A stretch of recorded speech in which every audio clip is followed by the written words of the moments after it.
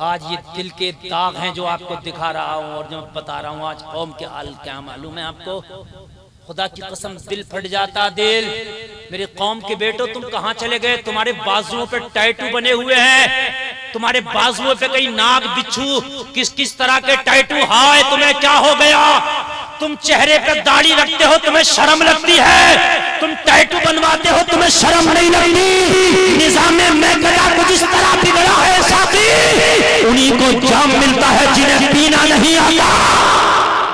उन्हीं को जाम मिलता है जिन्हें पीना नहीं आता। तुम्हें नबी की सुन्नत में शर्म लगती है? तुम टैटू बनवाते हो, तुम्हें शर्म नहीं आती?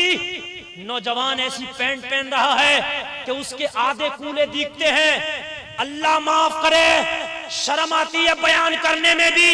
ऐसी पैंट पहन के घूमते हो कि अगर लजो तो तुम्हारे आधी शर्मगाहें दिखती है। तुम्हें ऐसे कपड़ों पे शर्म नहीं आती? नबी की सुन्नत रखाने में शर्म आती है? मर जाओ कहीं डूबकर, मर जाओ कहीं डूबकर। नौजवानों ऐसी पैंट पहनते हो कि तुम्हारी आधी शर्मगाहें दिखती हैं। अगर झुक जाओ तो तुम्हें उन कपड़ों पे शर्म नहीं। नबी की सुन्नत पे शर्म है, तुम्हें टोपी लगाने में शर्म है, तुम्हें माँ बाप को सलाम करने में शर्म है, बड़े भाई को सलाम करने में शर्म है। तुम्हें शर्म आती है? मुझे तुम्हारी जिंदगी पर शर्म आती है? ये मेरी बहनें, ये उम्मत की बेटियां, इन्हें चादर ओढ़ने में शर्म लगती है, इन्हें बाल दिखाने में शर्म नहीं लगती। अगर घर में शादी है तो इन्हें नाचने में शर्म नहीं लगती। शादियों में मैंने देखा कि जिस घर में शादी है उस घर की लड़कियां बेटियां नाचती हैं। बेटी नाच रही है, बाप देख रहा है, बहन नाच रही है, भाई देख रहा है। ओ मेरी कौम की बेटियों, तुम्हें पर्दा करने में शर्म है, तुम्हें ओढ़नी ओढ़ने में शर्म है, तुम्हें जो है नबी की शरीयत पे चलने में शर्म है, तुम्हें बेपर्दा घूमने में शर्म नहीं। मुझे तुम्हारी जिंदगी पे शर्म आती है। लोगों, दिल का दर्द है जो सुनाना चाहता हूँ। तुम्हारी जिम्मेदारी है कि अगर तुम बाप बने हो तो बाप होने का हक अदा करो। 9 महीने में बीवी से बच्चा पैदा करा लेना ये कमाल की बात नहीं है। बच्चा पैदा हो जाए, उस बच्चे को सही रास्ता दिखा देना ये सही बात है। बाप की जिम्मेदारी खाली बच्चे पैदा करना नहीं, बच्चे पैदा हो गए उसको सही रास्ता दिखाना, तरबियत देना, ये तेरी जिम्मेदारी है। घर में अगर बेटी पैदा हुई तो उसे बता फातिमा का रास्ता क्या था। फातिमा की सीरत पढ़ के सुनाना। लोगों कान खोल के सुनो। आज जलसे से कसम खा के उठना कि मौला अगर तूने हमारे घर में बेटी दी तो मैं कसम खाता हूँ उसे फातिमा का रास्ता चलाऊंगा, और अगर तूने बेटा दिया तो गौसे आजम का रास्ता चलाऊंगा। तुम्हारी बेटियां क्या क्या करती घूम रही हैं तुम्हें कुछ नहीं पता, और तुम मजे में आओ। गांव में तुम्हारी मूंछों पे चिराग जल रहा है, अपने आप को तुम नंबरदार मुखिया चौधरी प्रधान कहलाते हो गए। शर्म आती है तुम्हारी जिंदगी पर? तुम्हें पता नहीं तुम्हारी बेटियां तुम्हारे बेटे क्या करते घूम रहे हैं। तुम्हारी बेटियां किस रास्ते पे चल रही है? तुम्हारी बेटियां तुम्हारा गुरूर है, तुम्हारी बेटियां तुम्हारी इज्जत है, तुम्हारी बेटियां कौम की अमानत है। किया बड़े कॉलेज में दाखिला दिलाने देना, क्या ये कमाल की बात है? अच्छा बाप उसको नहीं कहते जो बेटी को बड़े कॉलेज में दाखिला दिला दे। अच्छा बाप उसे नहीं कहते जो बेटी को बड़ा कोर्स करा दे। अच्छा बाप उसे कहते हैं जो शादी होने तक बेटी की इज्जत की हिफाजत कर लेता है। अच्छा बाप वो है जो अपनी बेटी की इज्जत की हिफाजत कर ले जाए। अच्छा भाई वो है जो अपनी बहन की इज्जत की हिफाजत कर ले। अच्छा बाप वो नहीं है जो बड़ा मोबाइल दिला दे। अच्छा बाप वो नहीं है जो बड़ी यूनिवर्सिटी में दाखिला करा दे। ना ना ना ना देख तेरी बेटियां किधर जा रही हैं। खुदा की कसम तेरे नबी को कितनी तकलीफ होती होगी। हाय मेरी कौम की बेटियों, मेरी गुजारिश है तुम किधर चली गई?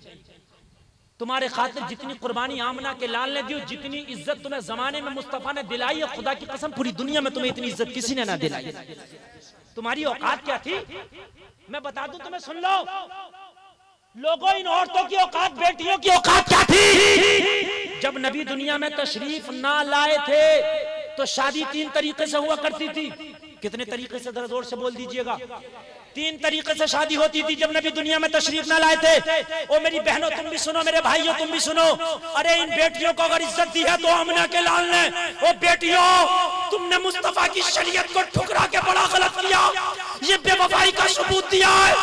खुदा की कसम तुम्हें तो पूरी जिंदगी सबसे बढ़ के नबी की शरीयत को गले से लगाना चाहिए था, इसलिए कि तुम्हारी कोई औकात न थी। अगर मुआशरे में तुम्हें सर उठा के जीने का हक दिया है तो वो आमिना के लाल ने दिया है। बस आमिना के लाल। नबी दुनिया में तशरीफ न लाए तो शादी करने का एक रिवाज ये था कि एक लड़की के साथ 10 लोग मिल के बलात्कार करते, फिर उसके पेट में वो बच्चे से हमल से हो जाती, पेट से हो जाती, फिर उससे पूछते ये बच्चा किसका है, ये हमल किसका है, फिर वो जिसकी तरफ इशारा कर देती है उन 10 में उसके साथ उसकी शादी होती है कि ये तरीका था ज़माने जाहिलियत में शादी का। दूसरा तरीका ज़माने जाहिलियत में ये था, लोगों इस औरत की औकात क्या थी, इसकी औकात सुनो। आज जो ये औरत बाल खोल के खुदा की कसम नहीं देखती किधर को भी और कहती है कि मेरा जिस्म मेरी मर्जी, वो पाकिस्तान की बेहया बेगैरत बेटियां ऐलान कर रही थी मेरा जिस्म मेरी मर्जी। अरे तेरी औकात क्या है, तेरा जिस्म नहीं है, ये अल्लाह की अमानत है। वाह वाह वाह। एक नारा दिया था पड़ोसी मुल्क से, मेरा जिस्म मेरी मर्जी, तेरी औकात क्या है। अभी अगर फालिज हो जाए, अभी पैरालाइसिस हो जाए, तेरा हाथ नहीं उठेगा, मेरी गारंटी है। मैं कहूंगा बेहया बेगैरत, तेरा जिस्म तेरी मर्जी था तो अपना हाथ उठा के दिखा मुझे। तेरा जिस्म रब की मर्जी जी, इसलिए कि रब चाहेगा तो तेरा हाथ उठेगा, रब चाहेगा तो तेरा हाथ नहीं उठेगा। अभी पैरालाइसिस हो जाए, अभी दिमाग की एक रग बंद हो जाए, हाथ काम नहीं करेगा। बोलो गलत कह रहा हूं के साथ, बोलो। अब तेरा जिस्म है, हाथ उठा के दिखा।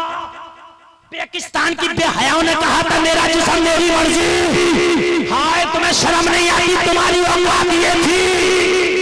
दूसरा चलन ये था कि एक लड़की के साथ 20 लोग बलात्कार करते, रिलेशनशिप में आते 20 लोग, और उसके बाद पंचायत बैठती। पंचायत बैठने के बाद में वो पंचायत जिसकी तरफ उसको मंसूब कर देती कि ये 10-20 लोगों ने रिलेशन बनाया, लेकिन शादी इस एक के साथ की जाएगी, तो उस एक के साथ शादी होती। जमाने जाहिलियत में दूसरा रिवाज ये था, और तीसरा रिवाज यही था जिस तरीके से अब ये शादियां होती हैं। सुनो, मुस्तफा जाने रहमत ने लोगों खदीजा